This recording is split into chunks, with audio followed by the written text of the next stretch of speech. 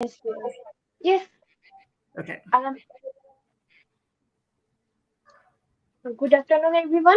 My name is Joyce Kriti, and I am a student and a professional content writer. I welcome you to the stories of tribal identity and culture that will explore the role of tribal literature and tribal representation in literature in shaping cultural identity and ideology, curated under TMYS Review December 2023, in collaboration with the Center for Asia Pacific Initiative, University of Victoria. We are also calling for the submission of essays, poems, and short stories under the project. To know more about the submission, guidelines, and the project architecture, please visit www.tellmeyourstory.biz. This afternoon, I consider myself very privileged to be in the company of our esteemed panelists, Stephen Christopher and Rita Puran, who will shortly share their views and insight with us. The topic for today's discussion is Oral Literature of Gaddi Tribe, Culture, Ethnography, and Preservation of Undocumented Texts, under the subtheme of Position, Circumstances, and Battles of Tribal Women in Popular Fiction. Before we begin, I would like to introduce our speaker. Our first speaker for the session is Stephen Christopher. We are delighted to have you on the panel, sir. Stephen Christopher is anthropologist working in India, Japan, and Vietnam. He is currently a Marie Curie postdoc at the University of Copenhagen 2022 to 24. He is the incoming co-editor-in-chief of the Copenhagen Journal of Asian Studies, the editor-in-chief of the new research blog at the Center for Applied Ecology Thinking, and an editor at the Database of Religious History at the University of British Columbia. He completed his PhD in anthropology from Syracuse University, his JSPS postdoc from Kyoto University, and will be a visiting fellow at Nikibaken in Kyoto. Thank you for joining us for this evening. Our second speaker for the session is Rita Puran. We are delighted to have you on the panel, ma'am. Rita Puran is a folk singer from Himachal Pradesh. She completed her MA in English from Himachal Pradesh University Regional Center, Dharamshala, a former Fulbright language teaching assistant at Yale University, USA, from 2016 to 17. He is also the lead singer for HP and Jammu and Kashmir in a girls' band based in Chandigarh, Lessa Wo Womania, and has performed in many international, national, and state level fests. Recently, she has released the folk song Bihu Rei Tor Basoya on her YouTube channel that Gaddi women sing on Baishakhi. She was born on 22nd May 1991 at the Patahar village, Kangra, Himachal Pradesh, in a Gaddi family. Thank you so much, ma'am, for joining us this afternoon. Now we will open the forum for discussion. First, I would now request Stephen Christopher to share his insight. So, over to you now.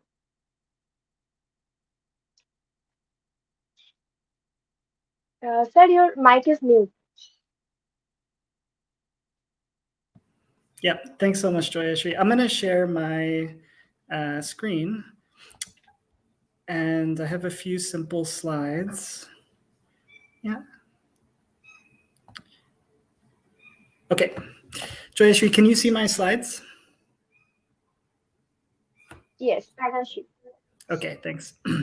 Well, thanks so much for organizing this. I think the way we divided the time is that I would speak for just 5 minutes, a very broad overview about Gaddis, and then Rita will have about 20 minutes to sing and perform some songs and provide some additional context for how those songs resonate within the Gaddi community. Let me just mention from the beginning that I've done fieldwork with the Gaddis since 2002. I did my PhD about Gaddis living in Dharamsala, and I've lived in India for about 8 years and have been focused mostly on the Himalayan region. Lately, I've been working more with Tibetan diaspora, which is also connected to Dharamsala. So, in just a few minutes, I want to quickly just lay the scene. Gaddis are one of over 700 tribes who live in Himachal Pradesh. And this map is not a map that you would see in any official way, but for Gaddis, they have their own geography that traditionally they used to describe two areas of Himachal Pradesh, Jandhar and Gadaran. So Gadaran is where Bharmor, which is the scheduled tribal reserved area, which is the notional homeland of Gaddis. And Jandhar is where I did my field research, which is on the Kangra side. Historically, it was part of the Punjab. It has a lot of Punjabi influence. And if you look at this map, you can see that one side is in the mountains, the Doladar Mountains, and one side is in the plains. So when you talk about Gaddis, this is a very important distinction that while most Gaddis live in Barmor and Gadaran, what they traditionally call Gadaran, many Gaddis have migrated south and settled in Kangra district, places like Bajnath and Palampur and Dharamsala. And so that side is called Jandhar. And so some Gaddis are living in the homeland and some are living out of the homeland. And I should mention that also in the Jammu side, there's another several thousand community of Gaddis who live in Jammu in villages like Badrawa. So the community is divided geographically. And another important distinction when that's not often talked about with Gaddis, it's been the focus of my research, is that this talk is about Gaddis, but actually it's not totally clear who is a Gaddi. And this goes very deep into the colonial experience about how the British scheduled, how the British created the conditions for identifying tribes. And then in the post-independence period, Gaddis who entered the schedule as a tribal community only came from Rajput and Brahmin backgrounds. And this is in Kangra in particular. So I showed you that map. Some of the Gaddis living in Kangra, they come from multiple castes, and they include Sippi, Riharda, Badi, Dogri, and Hali. And when we say Gaddi, it's not really clear if we're talking about a samudaya community that's of multiple castes, some of whom are in the SC quota. These are scheduled caste Gaddis. So in Barmor, they may be under the ST quota. In Jammu, they may be under the ST quota. However, in Kangra, they're under the SC quota. And the reason this is important is because everyone wants the correct appropriation of benefits and resources and opportunities for marginalized communities like tribes and like Dalits and scheduled castes. And the argument I've been making in my research for the past decade is that the Gaddis are one community among many that's a tribal community that has multiple castes, and the government does not recognize scheduled castes as part of the tribe. Okay, so this is a very long discussion. It has to do with different regions of Himachal and Jammu, and it has to do with the colonial legacy. It has to do with things about language and culture. And this talk is about folk music and folk literature. Gaddis don't have a robust written literature. The Gaddi dialect is rarely put into Devanagari. As a consequence, we're going to be talking primarily about oral traditions. And the argument that Rita and I will make is that oral literature is extremely vital to whatever it means to be Gaddi, that ideas about shepherding, about their relationship to Shiva, their relationship to the mountains, to Mani Mahesh, pilgrimage, and even this complex caste arrangement is very much grounded in oral traditions. So I'm going to stop there and ask Rita to sing some songs and talk about the context for those songs. But in the end, we'll have a Q&A where I'll come back to some of these themes. Thanks very much. Sure, sir. Thank you very much, sir, for your insightful observation. I would now request Rita Puran to share her insight. Ma'am, over to you now.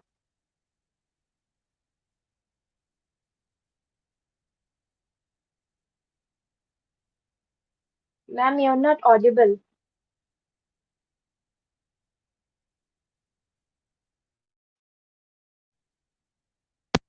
Am I audible now?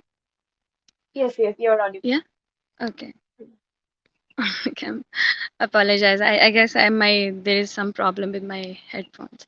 Okay. So Okay.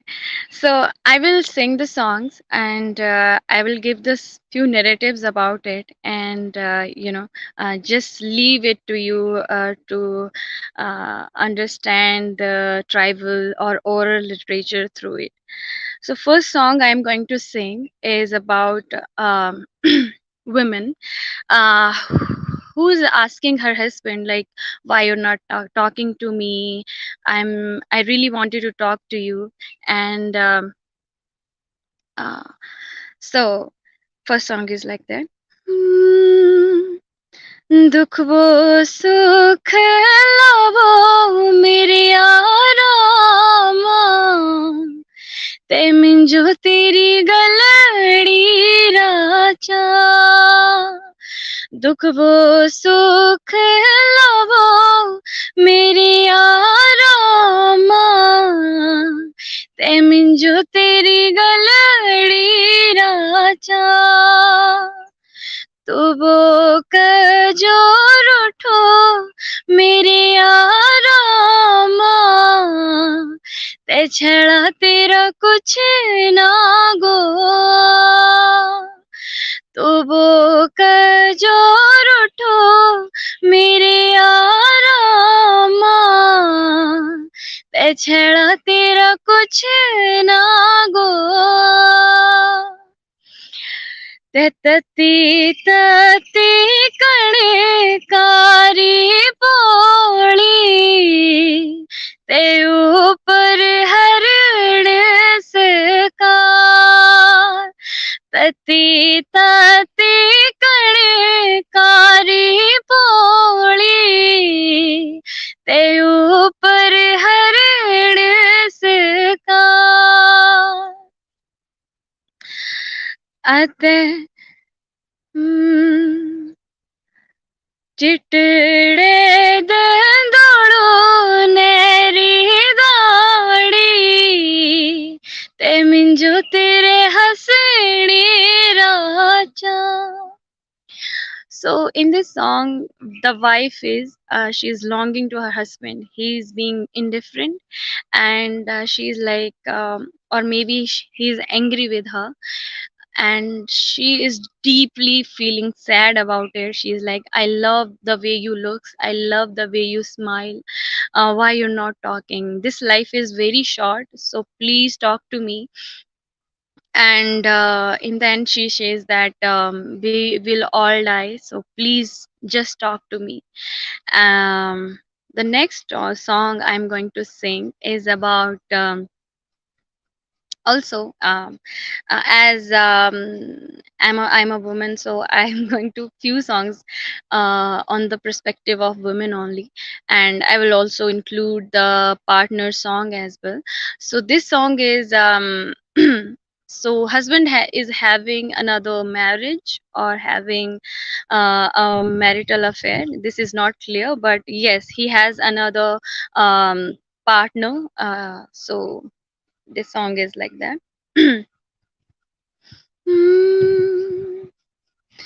दुई वो नारी रे जोगी अवती जो कैवो खियड़िया हो ढोलवाती जो कैवो खियड़िया दुई वो नारी रे डोलियावती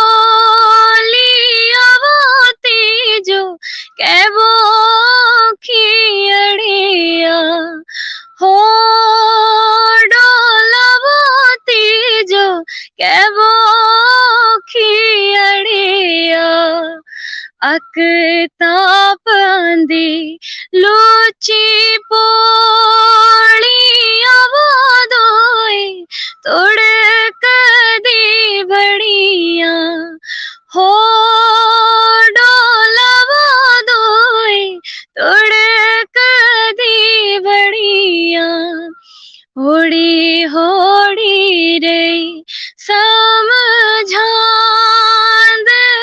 डिवा दोई नार ना करिया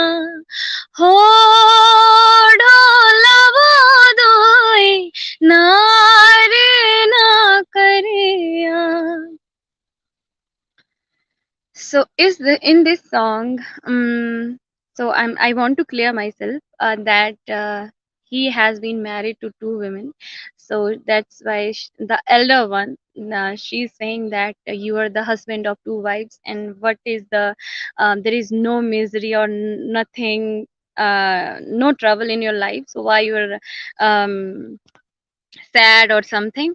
So like one is cooking like chapati for you, one is frying the soya badiya, I don't know how to say that, so soya for you. And she's like, I was just telling you don't and marry another woman. So like he's juggling between two women, so that's why he's not happy in his life, and he just um, go away from his home. So and the elder one, she was searching him beside the banks of river, and she was like, I was crying for your name, like mm, hodu re, yes, something like that, I'm forgetting it. So next song I'm going to sing. This is quite different and a little bit happy and about the generosity of Gaddi's people, how we are welcoming and warm heart people. This is about the like friend is visiting over to our family, and there's a farm where the house is just in middle of the farm, and someone is like angry in the house, like who has walked through the farm, because um, and then another one is saying there is a our surgeon, like there is someone who's really dear to our heart, he came and don't abuse uh, the stranger or something. So this is like that. Mm. सिरिमीते वत कोणी लाई हकरी जड़ोरी माणू सिरिमीते वत कोणी लाई हकरी जड़ोरी माणू हो हकरी जो गाली मत दिंदा सजन माणो घरे आयो हो हकरी जो गाली मत दिंदा सजन माणो घरे आयो और जेबो घड़ो लिए ओ रूहा खेरी गल्ला लाड़ियो और जेबो घड़ो लिए ओ रूहा खेरी गल्ला लाड़ियो. So there so we have a pot, which mud pot, in which we cook the food, and the host is asking like communicating to the pot that please cook like slowly and deliciously, so our dearest came to our home and we want to feed him really well. The next song I'm going to sing is about the partner dialogue, like how the life is in the mountain, and the old couple, which gave me kind of popularity among the Gaddis. The song is Na Buri Wa Janglu Major. That means there is no power in my legs now. I couldn't climb the mountains with my weak legs. And the couple is discussing that. The wife is asking her husband that my legs are really weak and I feel like I'm going to die, because it just feels like the end of my life, because the climbing the mountain is was my one of my favorite tasks, and also it was necessity. Um so she is, and she's saying, नबोर्यो जंगड़ूमा जोर मेरी ये जोड़िए अबे नबोर्यो नबोर्यो जंगड़ूमा जोर मेरी ये जोड़िए अबे नबोर्यो होली सी जंगे जोत किया लाना वो मेरी है जोड़ी है असुमरी गाना होली सी जंगे जोत किया लाना वो मेरी है जोड़ी है असुमरी गाना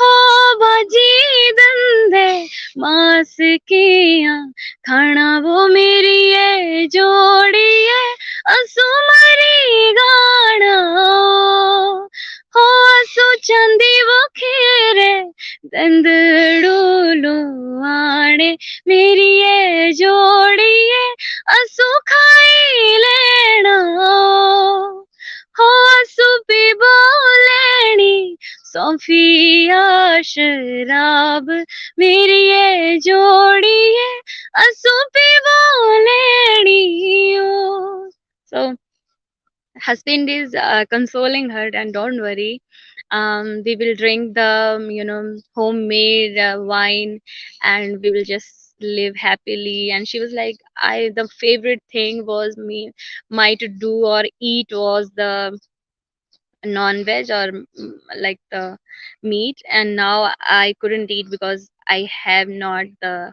teeth. He was like, okay, don't worry, I will like I will help you to get some the silver teeth. So yes, so this was the conversation between husband and wife, old husband and wife. And the next song, as Stevens mentioned that Gaddi's lives in two regions, Gadheran and Jandhar.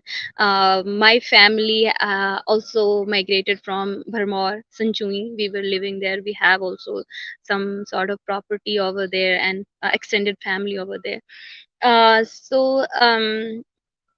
What was how Gadheran and Jandhar works that in the winters we come down, we live here because there is snow and very hard life in the Bharmor region.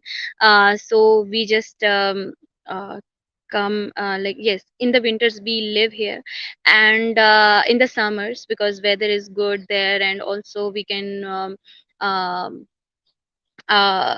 yes, weather is good in the summer in the Vermont, so we migrate from here to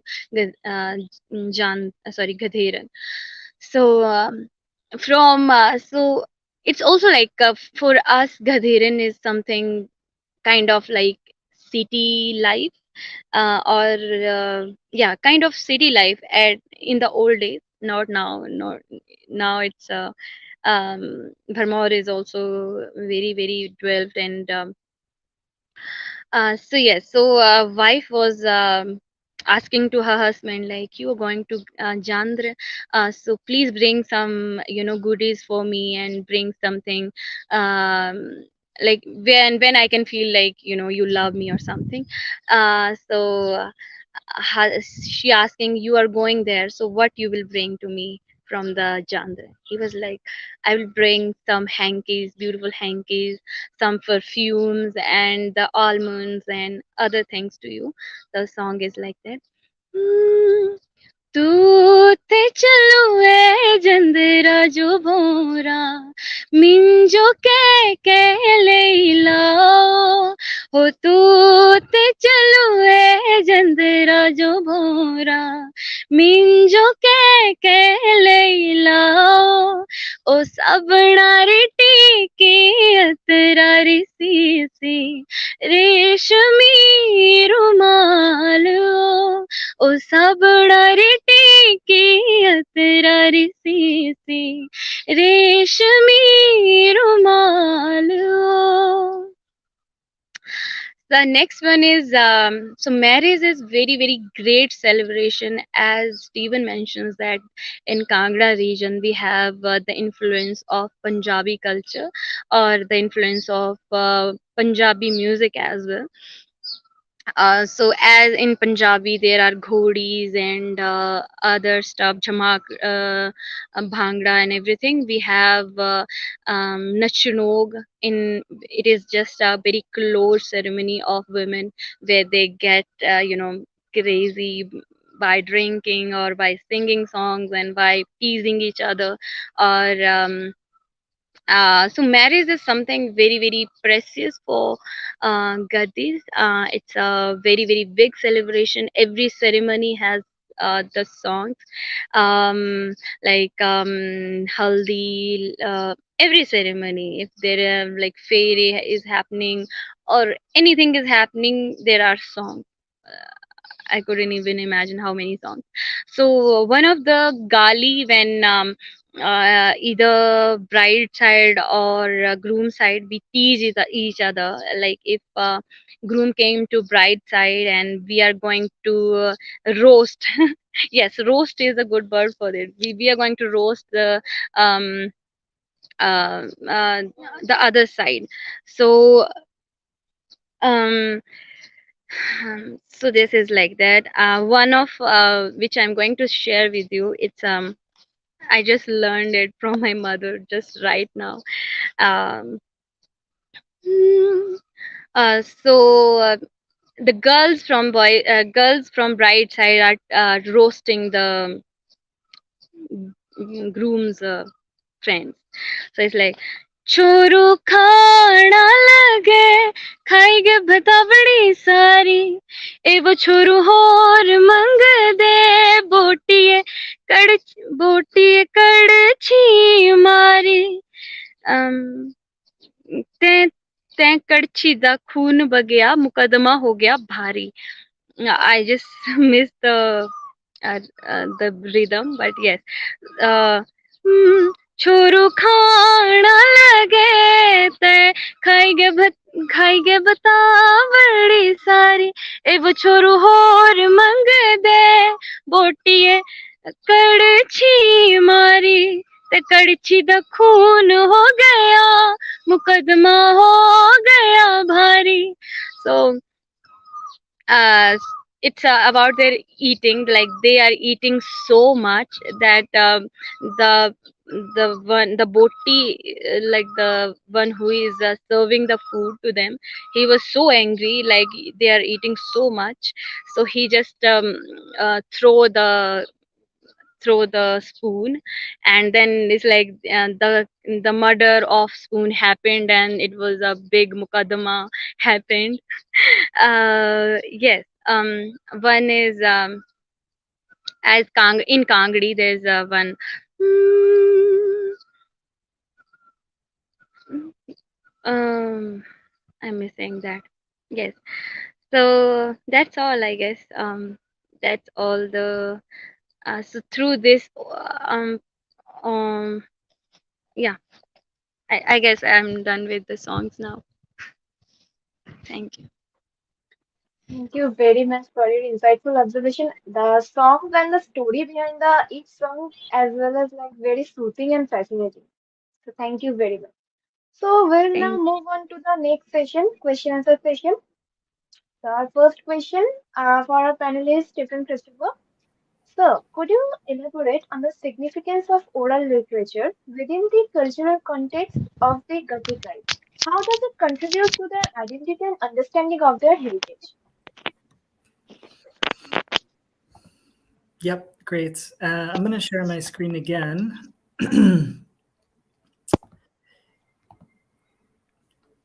Okay. Joyeshri, you can see that? Yeah. Okay. You can see the screen? Okay, great. Well, thanks a lot, Rita. I've known Rita for 9 years, and we've done work together. And I actually hosted a Nuala in 2016, and Rita was the singer, one of the singers at the Nuala. So she and I have a long history. And when she was at Yale University, I was at Syracuse in New York, so we would often see each other. So it's really fun to do this together. Let me just talk for a few minutes to address Joyashi's question. Because there's not written literature for Gaddis, this kind of performances, these galia, like the curses, and muhavra, like sayings, and a lot of the oral performances, folk music, folk literature. These things are all super important in establishing Gaddi identity. And for a long time, scholars have focused on the Nuala, which is an overnight sheep sacrifice dedicated to Shiva. And this is the hallmark Gaddi ritual that is unique to the region. And so when Gaddis do this all-night Nuala ritual, it is clearly establishing Gaddi identity vis-a-vis other Pahari groups that don't do Nuala. And so the Nuala is really an important ritual for Gaddis. And for Gaddis who live in Kangra, far away from Bharmor, what it does is it allows them to ritually practice the landscape of Bharmor. And what I mean by that is that the thread, the daga, the thread that's hung from the ceiling becomes metaphorical of Mani Mahesh, and they're practicing the environments in which they're not living, but they may go on pilgrimage to Mani Mahesh, or they certainly migrated from Bharmor, so they have a lot of historical memories about the homeland and about Mani Mahesh. And so Nualas are one areas where there are dozens of songs and performances and kind of devotional music that, and it's not only Nualas, it's also Jagratas, another kind of ritual. So in the ritual domain, we can see a lot of Gaddi literature that is establishing Gaddi identity vis-a-vis other Pahari groups. And it's also doing something else, which I've argued in a previous article. It's also establishing who's not Gaddi vis-a-vis the other scheduled caste groups who identify as Gaddi. So there's a bit of an open question about the role of Sippis or Halis in doing Nuala. Some of the family priests may not give the performance for a Hali family, even though Halis identify as sometimes as Gaddi. And so there is some contestation in this ritual internally that helps to differentiate about who is being included within or without the Gaddi community. This is a song that is going to be published in an upcoming edition, a special issue about Gaddis in the journal called Himalaya. And Mahesh Sharma is a historian from Punjab. And he collected this fantastic story about a giant hydro project that's being done, that was done in the 1970s. And he recorded the story. And this gives you a sense of the importance of analyzing Gaddi oral narratives to understand things like social change. So in this song, this song is about how before there were mountains and now there's a plain. And the guy is saying to his wife, please make me a cup of tea. I've got to report to Sorgani because the clock strikes 9, when it strikes 9. Now, this is just a small fragment of the song, but it's very important because in this song, we can see a lot of things happening. One, there's this change of the landscape, that the mountains are becoming plains, and the Gaddis are very much a mobile mountain community. So when the environment's changing, it's going to have drastic effects on the culture, and it's going to inform things like literature, oral literature. We also see that this very important statement at the end, when the clock strikes 9. So we can see that with the introduction of like a hydro project, we can see that a community that would not have used clock time traditionally is now becoming kind of aware of time in a different way, a more kind of industrial, commercial, work, labor-oriented way that's in relationship to the state and state development. So in just a little small excerpt from a song, you can see Gaddi satirically commenting on social changes. And another example of this is Sunil Rana, a very famous Gaddi singer based in Dharamsala, where I did my work. This is a song that Sunil Rana wrote about Bagsu, which is a neighborhood, traditional neighborhood of Dharamsala. And I'm not going to read it, but I just want to make the point that in the picture, you can see those Tibetan prayer flags. And when you think of Dharamsala, you may immediately think of Tibetans and the Dalai Lama, the Tibetan diaspora. But Dharamsala was once called Talu, and it was a Gaddi pasture. It was actually a stopover on the route between Indrahar and the Kangra. And so what the song is doing is it's important because the Gaddi history of Dharamsala has been mostly lost. And I've written about this and published about it. I think it's important to recover the Gaddi history of Dharamsala because first it's become associated just with Tibetans. And in the last decade, it's become a smart city. And now it's being flooded with weekend tourists from Punjab and from Delhi. And so the character has gone through these kind of cosmopolitan transformation. But it was a Gaddi stopover place with a few Gaddi homes, and it was called Talu. And so in the oral recitations, the songs about Dharamsala, we can see Gaddis trying to work through and reclaim some of the Gaddi-ness of places that are now traditionally associated with Tibetans. And I'm also not going to read this, but this is from an article that I'm publishing in the journal Himalaya about Sippis, which are one of the groups of Gaddis in Chamba, Banat, and Kangra. And what's important about this, I recorded this a few years ago. There's a story about Rita and Kanta, and this is about two brothers who are given different jobs. One is kept in the house, and one becomes a shepherd. And as a consequence, these two brothers have what's called ethnogenesis. This is a big fancy word in anthropology. David Pocock has developed this a lot in Indian sociology. And what it really just means is the creation of a different ethnic group, like the separation of an ethnic group. And so in this story, we can see that this is an oral recitation. We can see that in the story of these two brothers, one stays in the house, one becomes a shepherd, and they end up having disagreements and end up having different levels of wealth because one has flocks and one doesn't. And one becomes more of a ritual kind of priestly function inside the house, and he becomes Sippi. And the Sippis are Balodai, or the Balodai are like the traditional priests or chele of Mani Mahesh, the Mani Mahesh Yatra. And so what we can see is that when you analyze a story like this, we can see that Sippis tell this story to understand how they're part of Gaddis but separate from Gaddis. And these kind of stories of brothers who have fights and then create two different caste communities are very typical in India, and Gaddis have this kind of story as well. One or two more examples. This is also from Mahesh's upcoming article.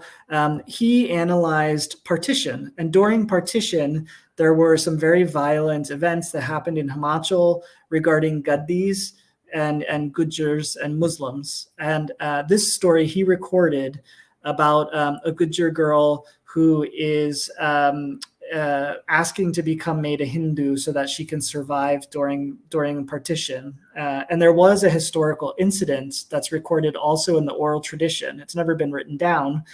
It will come out next month in the special issue. But there, during partition in Jalsu Pass, this picture is of Jalsu Pass, there was a Gaddi massacre of Muslims. And most Gaddis know this story and recite it to each other, and they're the kind of repository of this history, but it's never been written down. So this is some of the roles of an anthropologist or historian, is to try to capture these oral narratives. And just the last one is Trilochan Mahadev. So There are so many stories, oral stories, about the importance of Trilocha Mahadev. He was a Sippi who had a historical relationship with Shiva. And he ended up diving into Dal Lake, which is below Manimahesh Mountain. And he followed Shiva under the water, and he became the tailor of Shiva. And he was blessed in many ways. And Sippis are given a special position in the Manimahesh Yatra, largely because of Trilocha Mahadev's stories. And what's very interesting is that when you analyze these stories and narratives that are only oral, they're not written down, you see that people are practicing in pilgrimage, they're practicing oral narratives. So the way that Sippis practice Manimahesh Yatra is different than how Gaddis do it, because they identify Trilocha Mahadev as a Sippi, and Gaddis consider Trilocha Mahadev to be more of a Gaddi. And so although they recognize that he's Sippi, they just kind of ignore that and say, well, he's just really Gaddi. And so Sippis and Gaddis have some differences in how they practice Manimahesh Yatra in terms of the spiritual cosmology that's mapped onto this pilgrimage. And we can see that in the oral narratives. Okay, so this is the last slide, but to answer your question, just to summarize, it's of vital importance in communities that traditionally have been non-literate and don't have written text to preserve these kinds of stories, because there is a lot of culture loss, there's a lot of culture change, there's a lot of cosmopolitan things that are coming into the mountains from the Punjab. And so as a consequence, in order to understand Gaddi identity and Gaddi history and the place of Gaddis in the ecosphere of the Western Himalayas, it's really important to go to these kinds of sources. Okay, sorry, that was a long answer, but thanks for the question. Thank you, sir. So my next question is for Rita Puran. As a folk singer, you have first-hand experience with the oral tradition of the Gaddi tribe. How do these oral narratives and songs capture the essence of Gaddi life, beliefs, and values? Are there any specific themes or message conveyed through your oral literature?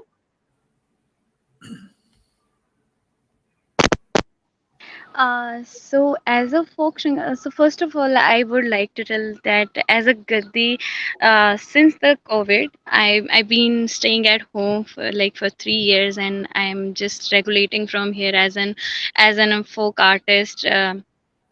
But to live here, like just having the exposure of the world and then stay in your village, you see the difference. So now I've been amazed, like there are traditions, like as Stephen mentioned, that Gaddi Mala. So I experienced it like very beautiful experience now, and I felt that the all Gaddis function like orally. There is no written documented or undocumented, like for Nuala or for anything, like there are jatra, or there are also like the songs, the marriage songs and everything. There is nothing has been written. So uh, the narratives, so how do these oral narrative songs capture the sense of Gaddi belief? So the songs I told you, this I sung earlier, like compassion, like warm heart and everything, is that one where that seri mita bat mat kunilai. So like how we welcome our guest and how we feel warm hearted towards them. It has been shown completely like in that song. And others, then other songs I haven't told you, but there are a few songs about the old days, where the one old man feeling lonely, and he just asking to the sky to just to have rain so that he could cry in he could cry, he can just hide his tears in the rain water. And um, the beliefs Okay, so values.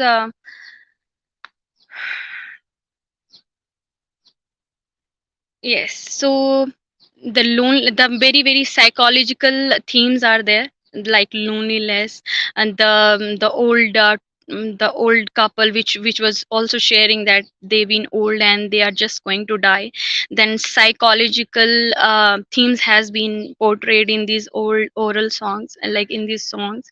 And um, um, I don't know about the values, but yeah, that's themes are there. And I guess my songs has been also helped you in this answer. Okay, I ma'am. don't know I had justified with Uh, the question or not. Thank you. Thank you for your no, no, question. ma'am. Okay. So my next question again for Stephen Christopher. As an anthropologist, how do you approach the documentation and preservation of oral literature? What challenges arise when working with the undocumented text, and what strategies can be employed to overcome these obstacles? Yeah, thanks so much. That's actually a really tough question. In my experience, when I record a specific narrative, there will be variations. So other people will tell similar stories, but they'll be different. So one strategy that anthropologists use is they can publish multiple versions of the same oral text, and they can analyze the differences between them. That, well, Gaddi Rajputs tell this story with this emphasis, but Sippis tell this story with this emphasis. That tells us a lot about caste relations and historical differences between regions. So it's really important to maintain that distinction between different versions of an oral text. However, there's another strategy, which I've also used, which is that in some circumstances, you may collect 5 versions of the same story, like Triloche Mahadev, and you may decide that you want to collapse 5 stories into one story, and you want to have the fullest, longest elaboration of one story that is a mix of 5 different people telling the story. And you can lose some important details, and that could be very difficult to do. But in some cases, it makes more sense to create a master narrative than to maintain 5 fragmented narratives. Um, I should just say, I don't have a long answer for this, but the last thing I'll mention is that it is political, inherently political, to write down oral texts. And what I mean by that is that there's no pure, neutral, objective position. There will be variations, and there will be differences between genders and caste and age cohorts and regions. And the Gaddis are very differentiated society, just between Bharmor and the Kangra side. So as a consequence, you're making tough decisions, and everything you do is fundamentally political. There is no objective way to record an oral narrative without infusing it with some level of bias or political orientation. Okay, sir. So now my last question is for Rita Puran. Ma'am, undocumented text pose unique challenges when it comes to preservation. In your opinion, what are the effective ways to safeguard and pass down the undocumented oral literature of the Gaddi tribe to the future generation? And how can technology and digital platform assist in the endeavor without compromising the cultural integrity of the oral tradition? So, as I'm a folk singer, so first, my suggestion for this will be that songs should be, like, recorded. Either they will be in YouTube or other digital platforms. And secondly, for the preservation, like as Stephen mentioned, that we have also the muhavra or lokokti, and also there are like tales which orally circulate in the community. Like my mother tells the ghost stories and other like the I don't know how to, when Steven, what is the word for them when somebody shakes and possessed, when somebody get possessed, and the stories about like how few people are just having that energy within themselves. So and there should be like online is one thing, like we can preserve it through online, but uh, for the next generation, when I want to pass through the first thing I want to mention that um, I don't know why the parents are feeling shy about to teaching the dialect, their own dialect to their kids. So most of the Gaddi children, they are speaking. If I'm faced like I'm meeting like in my family, I will not go far. In my family, we have 4 kids, and they all of speak in Hindi, which is I feel sad for my community and for tuning for any dialect. So first of all, if we really want to give these oral tradition and feel like they will live within our next generation, we need to start to speak with our kids and in our own dialect, so they could have the essence of it, they could enjoy it, they simply don't regard it, or they simply not read, and they could enjoy the uh, my I don't know the English word for it, but the essence of the like the songs and every folk tales, they can really feel it and connect with them. And that could only happen first of all, like if we start to speak with them in our own dialect. And for the preservation, I am very proud to say that the All India Radio Dharamshala has documented a lot of songs and a lot of folk tales, like it is a governmental preservation which is available in All India Radio Dharamshala. And secondly, websites could help, and the people who are like me, I wanted to have people to interest in dialect and to just feel proud about it and celebrate it. So through my singing, or maybe making through some comic videos, it could help and preserve. First of all, the first point is to, for the next generation is to do is uh, let them speak and have the real essence of it. Yeah, thank you. Thank you, ma'am. So brings us to the end of today's session. I thank all the panelists once again for sharing invaluable perspective on the topic. This is to remind that we are calling for submission on the tribal literature and tribal representation in literature, the details of which can be viewed on www.tellmeyyourstory.biz. We will come back to you soon with our next panel discussion on the project. Till then, good evening, everyone.